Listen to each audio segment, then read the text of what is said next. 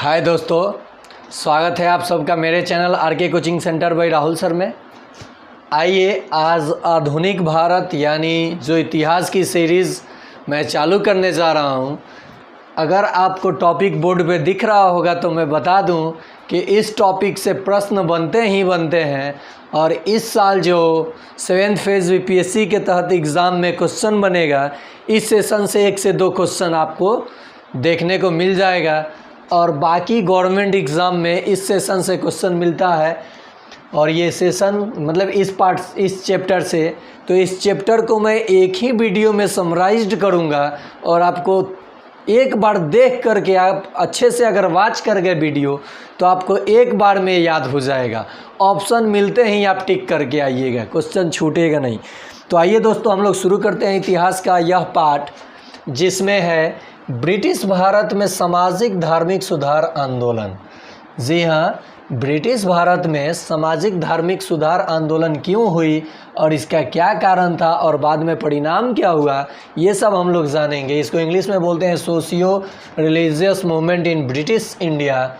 देखिए, ये शुरुआत इसलिए होती है कि 1813 का चार्टर एक्ट, अंग्रेज़ जब यहाँ अधिकार करने लगे तो वे समय पर यानी एक्ट बनाते थे, समय समय पर वो अपना एक्ट यानी नियम और कानून लागू करते थे।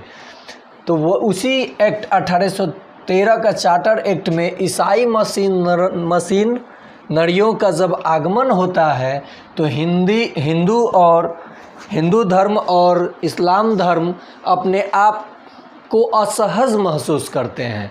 असहज बोले तो लगता है कि इन लोगों को लगता है कि अब मेरे धर्म पे प्रहार होगा और मेरे धर्म का विनाश हो जाएगा, जिसके कारण धार्मिक सुधार आंदोलन की शुरुआत होती है।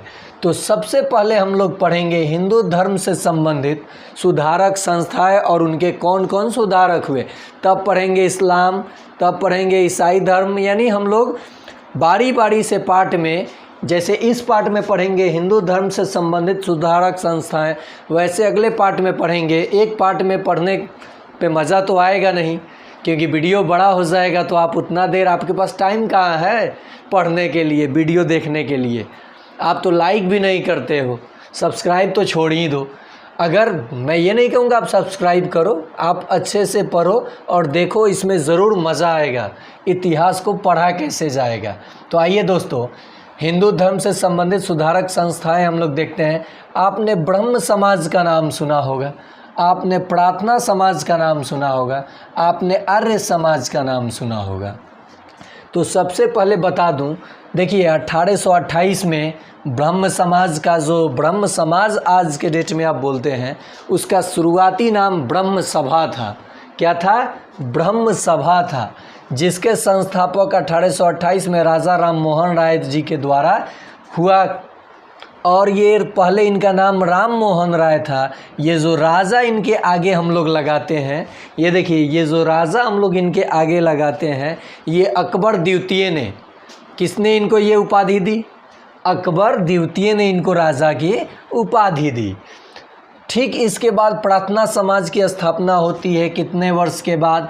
तो देखिए, घटा करके देखिए, 17 में से 8 जाएगा तो 9, और यहाँ देखिए यानी 28 में अब कितना जोड़िएगा तो 67 होगा। 28 और 2 30, लगभग 40 साल, मतलब लगभग देखिए 28 और 2 30 होता है, 30 30 60 होता है, तो 32 और 5 37, मतलब लगभग 40 मैंने बोला।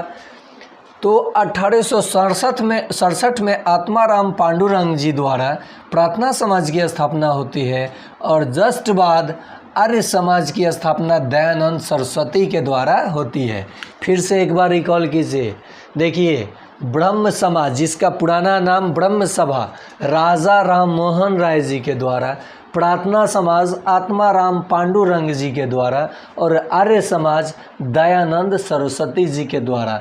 और यहाँ टाइम पीरियड 1828, 1867, 1875। देखिए तीनों में 18 कॉमन है, 67 75। तो कैसे ऐसे रट के याद कीजिएगा तो नहीं होगा, मैथमेटिकल याद कीजिए। 67 में कितना जोड़िएगा तो 75 होगा। 3 और 5 8, 8 साल के बाद ऐसे याद रखिएगा। आपको एक याद कीजिएगा, दूसरा याद हो जाएगा।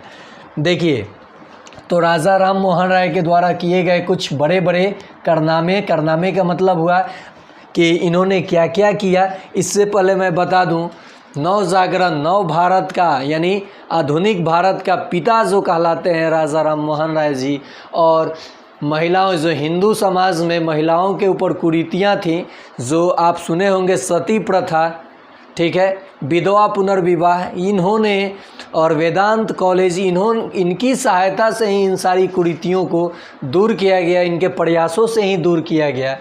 तो देखिए, और लॉर्ड विलियम बेंटिक और उसमें अकबर का भी हाथ था यानी सुधार करने में।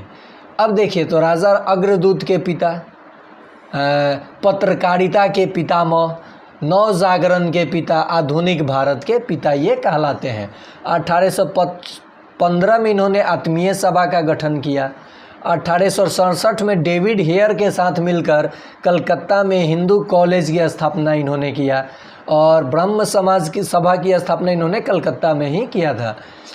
अब देखिए, 1821 में, 15 के बाद 2 साल बाद 17, 17 के बाद 4 साल के बाद 21 में संवाद कैमुदी का प्रकाशन इन्होंने किया, जिसमें सती प्रथा का वर्णन मिलता है।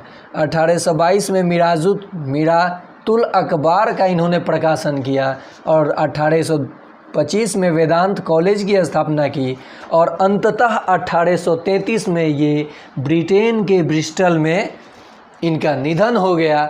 और इनकी जो लॉ थी, इनके अंदर जो ज्वाला थी, ज्वाला का मतलब जो धर्म सुधार संस्थाएं शुरू किया, इन्हीं को देखते हुए इन संस्थाओं का आगमन होता है और हमारे भारत में बहुत सारी कुरीतियों को दूर किया जाता है। उस समय जब हम लोग अंग्रेज़ के गुलाम थे, उस समय कोई हिम्मत नहीं करता था बिगुल फूंकने का, तब ये हमारे राजा राम मोहन राय साहब ने कुछ सुधार आंदोलन किए और वो हुआ भी। तो ये है इनकी, ये समराइज्ड जो मैं किया हूँ, ये बहुत सारे, सबसे ज़्यादा संवाद कैमुदी के लेखक और मीरातुल अखबार और वेदांत कॉलेज, ये क्वेश्चन पूछा जाता है और आप तो ब्रह्म समाज से क्वेश्चन पूछा ही जाता है। अब आते हैं आत्माराम पांडुरंग और बाद में इसमें जुड़ते हैं प्रार्थना समाज में आरजी भंडार नायके और गोविंद रानाडे।